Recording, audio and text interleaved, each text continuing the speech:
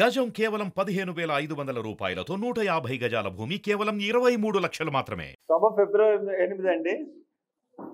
రేపు సన్నాహక సభ అదే గ్రౌండ్స్లో. ఇంకొకటి షర్మిల గురించి ఒక క్లారిటీ ఇవ్వాలని చెప్పి నాకు అనిపిస్తూ ఉంది. నేను చాలా క్లియర్గా చెప్తా ఉన్నాను. ఒక రాష్ట్రంలో చెల్లని నాణ్యం ఇంకో రాష్ట్రంలో ఎలా చెల్లుతుంది? ఈ రాష్ట్రంలో నాయకులు లేరా? ఈ రాష్ట్రంలో కాంగ్రెస్ పార్టీని బతికించే నాయకులే లేరా? ఇది ఆంధ్రుల ఆత్మగౌరవానికి సంబంధించింది కాదా? నేను రాజన్న బిడ్డని, నేను హైదరాబాద్లో పుట్టాను, హైదరాబాద్లో చదువుకున్నాను, హైదరాబాద్లో గొబ్బమ్మలాడాను, హైదరాబాద్ ఆడపడిచిని, హైదరాబాద్లోనే రాజన్న రాజ్యాన్ని స్థాపిస్తాను అని క్లియర్గా చెప్పినటువంటి షర్మిల గారు హైదరాబాద్లో ఎన్నికలు వచ్చేటప్పటికి ఎన్నికల్లో పోటీ చేయలేని పరిస్థితిని ఎదుర్కొంది.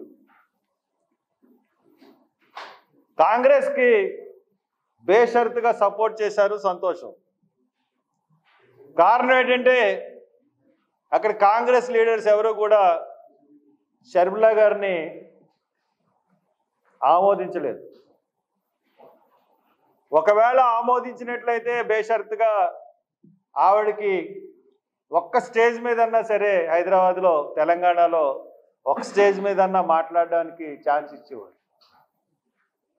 కనీసం రాజశేఖర రెడ్డి ఫోటో పెట్టడానికి కూడా ఒప్పుకోలేదు. అయినా కానీ ఆవిడ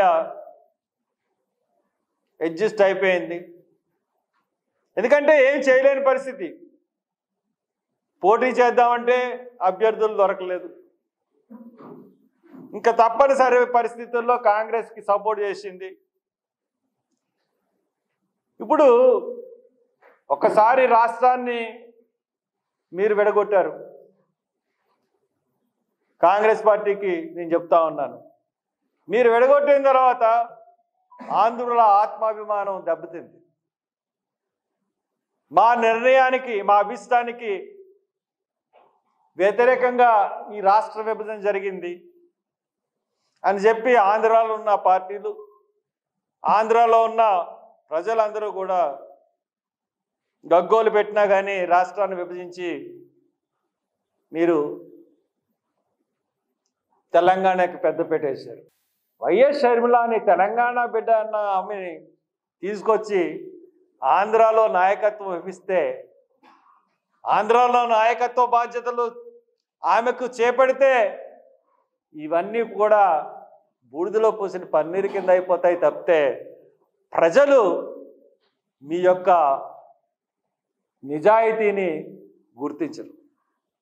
తెలంగాణలో లీడర్షిప్ చేసి తెలంగాణయే కావాలనుకున్న ఆమెను తీసుకొచ్చి మరి పెడితే ఆంధ్ర వాళ్ళకి ఆత్మాభిమానం ఉండదా? తెలంగాణ లీడర్స్కే మీరు నాయకత్వం ఇస్తారా అని చెప్పి కాంగ్రెస్ని ఖచ్చితంగా ప్రశ్నించే పరిస్థితి వస్తుందని చెప్పి నేను మనవి చేస్తా ఉన్నాను. ఒక పెళ్లి కార్డు ఇవ్వడానికి వెళ్ళినప్పుడు అన్నా చెల్లెళ్ళ మధ్య కొన్ని సమస్యలు ఉన్నప్పుడు వాళ్ళిద్దరి మధ్య సామరస్య ధోరణి లేకపోయి ఉన్నట్లయితే పెళ్లి కార్డు ఇవ్వడానికి అరగంట సమయం పడుతుందా? అరగంట సమయం ఎందుకు తీసుకున్నారు?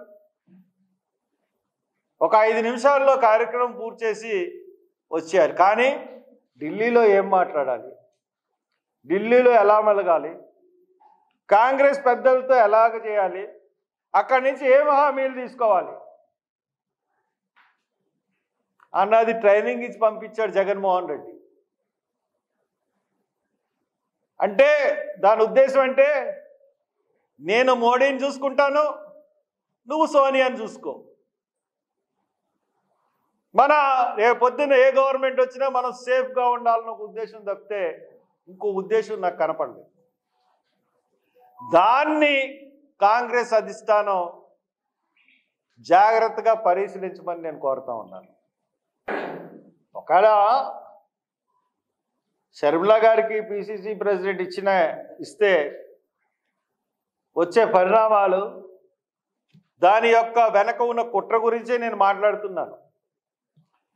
నేను కాంగ్రెస్ పార్టీకి స్పష్టంగా చెప్పదలుచుకున్నది ఏంటంటే, షర్మిల గారిని ఏఐసిసిలో తీసుకోండి, ఏఐసిసి జనరల్ సెక్రటరీ చేయండి, కర్ణాటక నుంచి పార్లమెంట్ సీట్ ఇవ్వండి, రాజ్యసభకు పంపించండి, మొత్తం ఆల్ ఇండియా లెవెల్లో ఒక స్టార్ క్యాంపెయినర్ కింద వాడుకోనండి మీకు నమ్మకం ఉంటే.